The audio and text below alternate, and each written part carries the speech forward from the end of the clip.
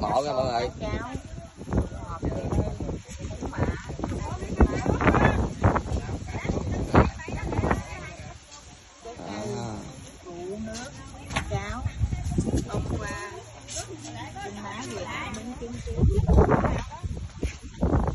Bữa nay đắp mộ nha mọi người ơi.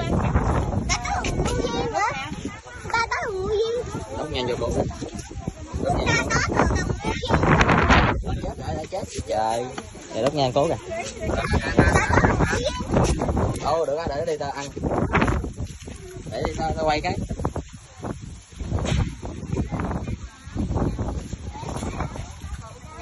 Bữa nay đắp mộ nè, cái nhà ơi. Đây.